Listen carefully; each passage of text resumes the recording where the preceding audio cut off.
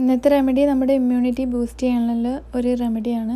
അതുപോലെ തന്നെ നമുക്ക് ചുമ, ജലദോഷം, പനി അങ്ങനെയൊക്കെയുള്ള സമയത്ത് ഇത് ഒരു ചെറിയ സ്പൂൺ വീതം 3 നേരമായിട്ട് കഴിക്കുന്നത് നല്ലതാണ്. അതുപോലെ നമുക്ക് രാത്രി ഇത് 1 സ്പൂൺ കഴിച്ചിട്ട് കിടക്കുകയാണെങ്കിൽ നല്ല ഉറക്കം കിട്ടും. അതുപോലെ നമ്മുടെ ശരീരത്തിലെ ടോക്സിൻസ് ഒക്കെ കളയാനും ഓവറാൾ നമ്മുടെ ഹെൽത്തിന് നല്ലതാണ്. അപ്പോൾ നമുക്ക് എങ്ങനെയാണ് ഉണ്ടാക്കുന്നത് നോക്കാം. ഇതുപോലെ ഒരു ഗ്ലാസിൻ്റെ ജാർ എടുക്കുക. ഇതിലേക്ക് 1 സ്പൂൺ ജിഞ്ചർ പൗഡർ ചേർത്ത് കൊടുക്കുക. ഞാനിത് വീട്ടിൽ തന്നെ പൊടിച്ചുണ്ടാക്കിയെടുത്ത ഇഞ്ചി പൊടിയാണ്. ഇനി ഇതിലേക്ക് ഒരു സ്പൂൺ തന്നെ സിനമൺ പൗഡർ ചേർത്ത് കൊടുക്കുക. സിനമൺ എടുക്കുമ്പോൾ ഇതേപോലത്തെ റൗണ്ടായിട്ടുള്ള സിനമൺ എടുക്കണം, അതാണ് നല്ല ക്വാളിറ്റി ഉള്ളത്.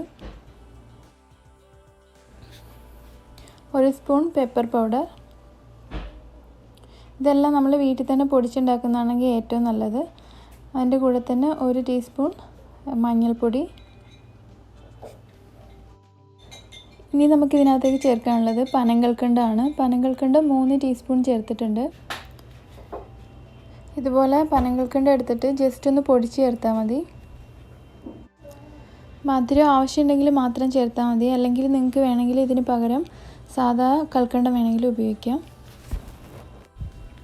ഇനി ഇതിലേക്ക് ആവശ്യത്തിനുള്ള തേൻ ഉപയോഗിച്ചിട്ട് നല്ലപോലെ മിക്സാക്കി എടുക്കണം. നല്ലൊരു ലൂസാക്കി എടുക്കണം. ആവശ്യത്തിനനുസരിച്ച് തേൻ ഉപയോഗിക്കാം അതിനുവേണ്ടി. ഇത് നമ്മൾ പങ്കജകസ്തൂരിയൊക്കെ കഴിച്ചിട്ടുള്ളവർക്കറിയാം, അതേ ഒരു ടേസ്റ്റ് തന്നെയാണ് ഇതിന്.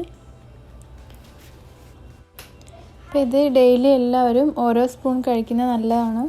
അപ്പോൾ നമുക്കിപ്പോൾ ഒരു അസുഖം ഇല്ലെങ്കിലും നമ്മുടെ ശരീരത്തിന് നല്ലതാണ് ഇത് ഡെയിലി ഓരോ സ്പൂൺ കഴിക്കുന്നത്.